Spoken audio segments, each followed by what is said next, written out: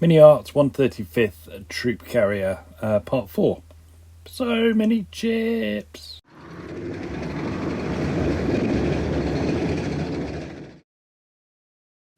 Hi everyone, welcome back to the channel, and if you're new here, it's good to have you with us. Thanks for watching. Right, so on to the chipping and weathering stage on this truck. Bit to do before we get to the chipping. So we'll start with some pin washes. This is sepia oil paint, and it's quite a thin mix, certainly thinner than I would normally use, and just letting it work its way around all the raised details, or in this case along the grooves and the planks on the wooden cargo bed, and then we'll come in and blend it away afterwards.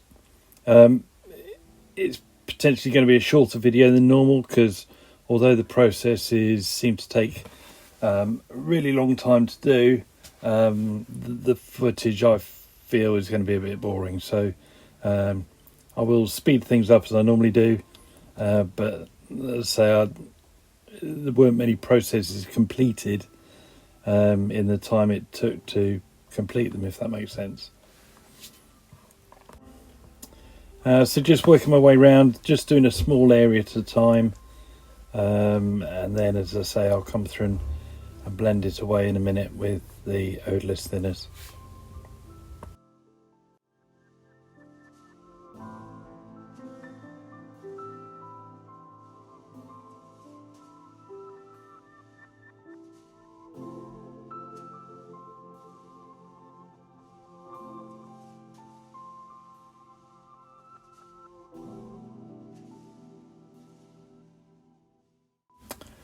So here's the blending then, just a slightly damp brush, and just work away all any of the paint that has gone beyond the lines, if you like, just taking it back to the actual detail.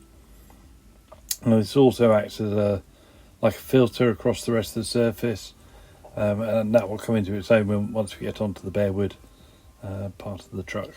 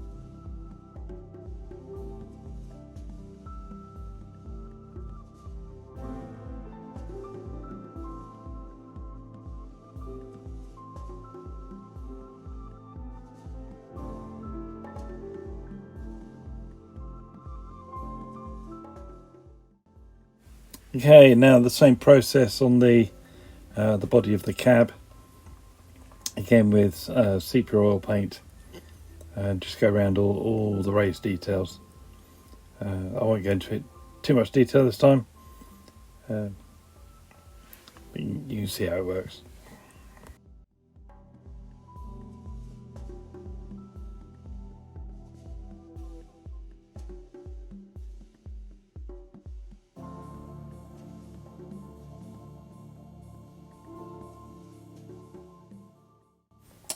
So while I'm getting on with that, it's time for you to vote for the next kit that I build. I did this last time, and you chose this one. That seemed to work quite well.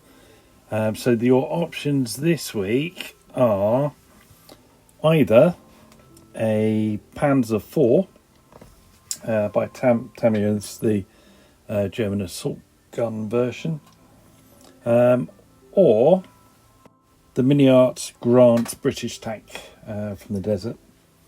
So let me know in the comments either Panzer or Grant and I will build whichever is the most popular.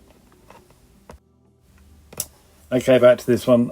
So just going around all the details with the sepia oil paint as before, and then we'll blend it away afterwards.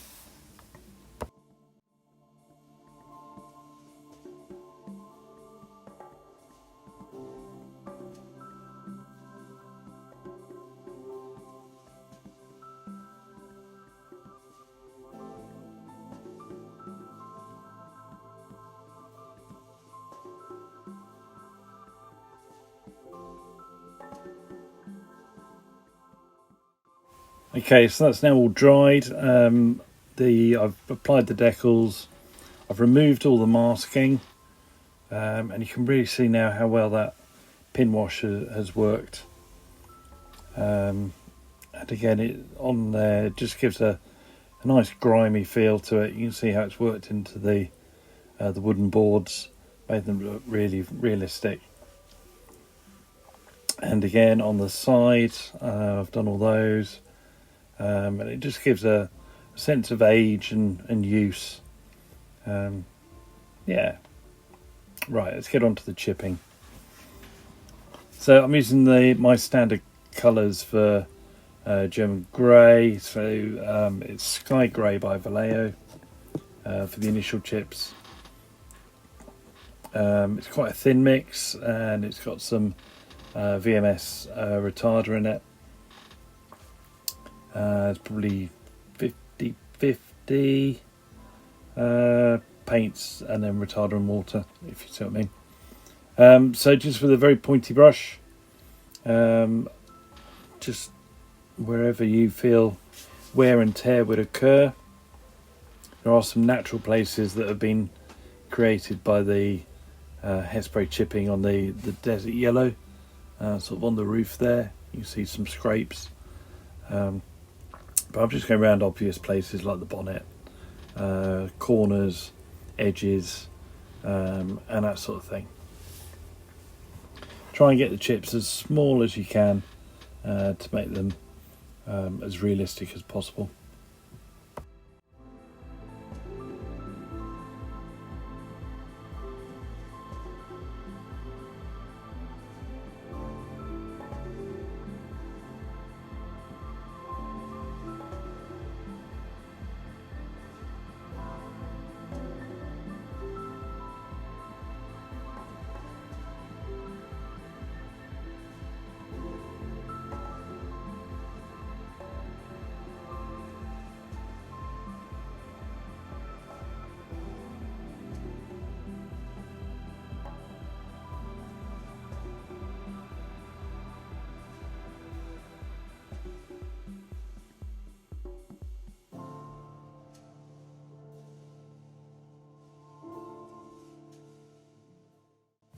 Okay, so once the light coloured chips have been done, go around with some Camo dark brown as usual.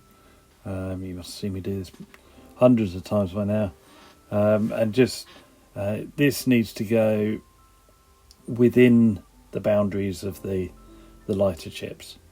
Not all of them. Some of them will just be scrapes in the paint and not going down to the base metal.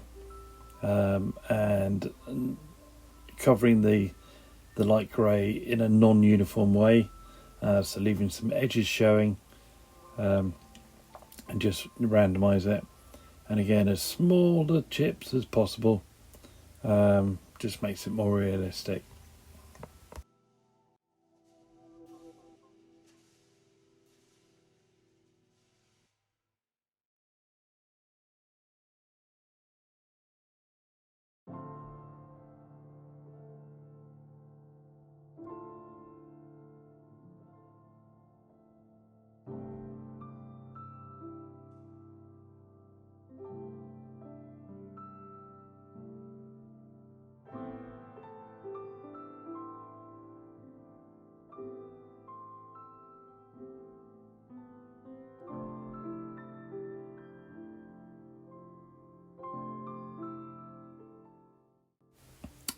And then after about 10 hours work, you end up with this. I think it looks really nice. I think it's worked really well. Here's some close-ups for you. That's the cab. Lots of wear on the steps, as you'd imagine. Around the bonnet, around the front end. Possibly too much. If you feel it's too much, let me know down in the comments. But I don't think it is. I think this is a well-worn, well-used truck. It's not going to be on the front line as much as the tank, so it's going to last a bit longer than the tank. The desert is quite a harsh environment, so I think it's okay.